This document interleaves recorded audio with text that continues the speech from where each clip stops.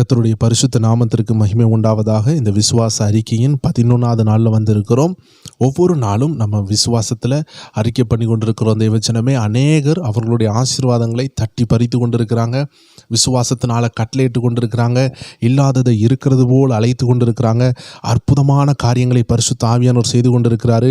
இன்னைக்கும் ஆண்டவர் நம்மளோடு பேசுகிற ஒரு வார்த்தை, விசுவாசத்தின் ஒரு ரகசியம். லூக்கா 18:8 2வது பாகம் சொல்லுகிறது, ஆகிலும் மனுஷகுமாரன் வரும்போது பூமியிலே விசுவாசத்தை காண்பாரோ என்றார். ஆம் தேவஜனங்களே, கடைசி காலங்களில் ஆண்டவராகிய இயேசு கிறிஸ்து இந்த பூமியில் வரும் பொழுது அநேகருடைய விசுவாசம் கெட்டு போயிருக்கும். அநேகருடைய அன்பு வஞ்சிக்கப்பட்டிருக்கும். அநேக கிறிஸ்தவர்கள் சொல்லியும் ஆண்டவர் மேலே நம்பிக்கை இல்லாதவர்களாக இருப்பாங்க. இதை குறித்து தான் வேதம் சொல்லுகிறது. இதுவே அந்த கடைசி காலம். இந்த காலத்தில் நீங்கள் பாருங்கள், அன்பு தணிந்து போகிறது. உண்மையான கிறிஸ்தவர்கள் இல்லாமல் போகிறார்கள். சபைக்குள் பாவம் வந்திருக்கிறது. சபைக்குள் உண்மையான விசுவாசத்தின் பக்தி இல்லை. இதுவே அந்த கடைசி காலம். அதனால தான் ஆண்டவர் ஒரு விசை கூட நம்மளுடைய இருதயங்களை பலப்படுத்தி கொண்டிருக்கிறார். நம்ம எல்லாம் உண்மையாகவே ஆண்டவரை தேடுகிறோமா? உண்மையாகவே அவரை விசுவாசிக்கிறோமா? அவரை நாம் உண்மையாக நேசித்து ஆராதிக்கிறோமா? நமக்குள்ள அந்த உண்மையான விசுவாசம் இருக்குதா?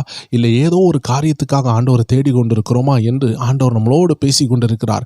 அதனால தான் நம்ம ஒவ்வொரு வேரையும் இந்த அதிகாலையில் இங்கே கூட்டி சேர்த்து இந்த வார்த்தைகளை கேட்க வைத்து அவருடைய ரகசியங்களை பேசுகிறார். கடைசி காலத்தில் ஆண்டவராக இயேசு கிறிஸ்து வரும்பொழுது ஜனங்கள் மத்தியில் பணம் இருக்கும், படிப்பு இருக்கும், அறிவு பெருகி போகும், எல்லாம் இருக்கும், வசனம் வீட்டுக்கிட்டே இருக்கும். தேவ ஜனங்களே, இந்த உலகம் தண்ணியினால் சூழப்பட்டிருக்கிறது.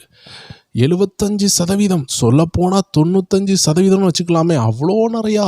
75% தண்ணியினால் சூழப்பட்டிருக்கிற இந்த உலகம் ஒரு காலத்தில் பார்த்தீங்கன்னா தண்ணி பஞ்சம் வரும். தண்ணி பஞ்சம் வரும் பொழுது என்ன ஆகும்? கடல் நீரை குடிக்க முடியுமா? அதுக்குள்ளே நிறைய உப்பு இருக்குது.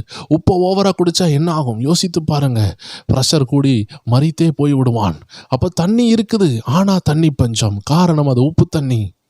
இதே போல் தடிக்கு விழுந்தா நம்ம வீட்டுக்கிட்ட சபை இருக்கும், செல்ல திறந்தா வசனம் இருக்கும், ஆனால் ஏற்ற வசனம், உங்களுக்காக ஆவியானவர் கொடுக்குற வசனம் உங்களுக்கு வராது. இதுதான் வசனத்தின் பஞ்சம். ஊரெல்லாம் வசனம் இருக்கும், செல்ஃபோன் ஆன் பண்ணால் யூடியூப்பில் வசனம் எல்லாம் இருக்கும், ஆனால் கர்த்தர் உங்கள்கிட்ட பேசுகிற வார்த்தை எதுன்னு உங்களுக்கு தெரியாது.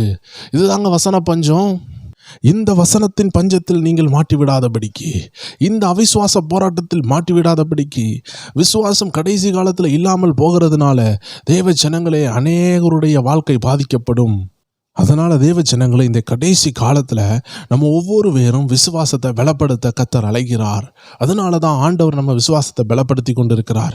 நீங்கள் ஒவ்வொரு நாளும் சபைக்கு போகிறது, ஒவ்வொரு நாளும் தேவனை தேடுறது காரணம் என்ன? உங்கள் விசுவாசம் பலப்படணும். நம்மளுடைய போராட்டமே விசுவாச போராட்டம்.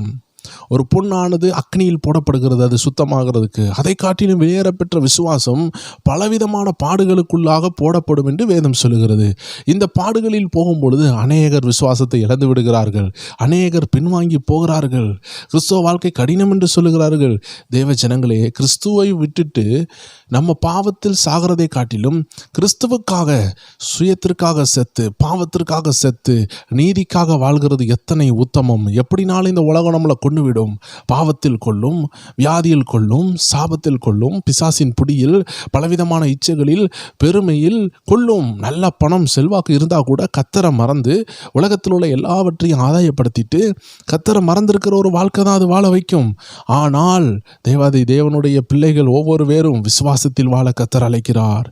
பணத்தில் வாழ்ந்து பாவத்துக்கு மரித்து போகிறதை காட்டிலும் பணம் இல்லாமையினால் கொஞ்ச நாள் கஷ்டப்பட்டு கர்த்தரால் நீதிமானாக மாற்றி கர்த்தரே உங்களை ஆசீர்வதிக்கிறது எத்தனை உத்தமம். அதை தான் வேதம் சொல்லுகிறது.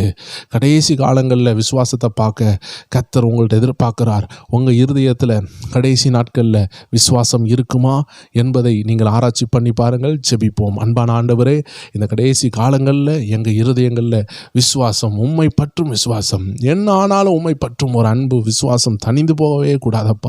அதை எங்களில் காத்துக்கொள்ளுங்க ஆண்டவரே. எங்களில் அதை ஆசீர்வாதமாக மாற்றி தாரும். இயேசு கிறிஸ்துவின் நாமத்தில் ஜெபிக்கிறோம் எங்கள் ஜீவனுள்ள நல்ல பிதாவே. ஆமேன், ஆமேன், ஆமேன். God bless you. இன்று இரவு 9 மணி அளவில் நம்ம விசுவாச அறிக்கை உண்டு. தேவ ஜனங்கள் இணைந்து கொள்ளுங்க. God bless you.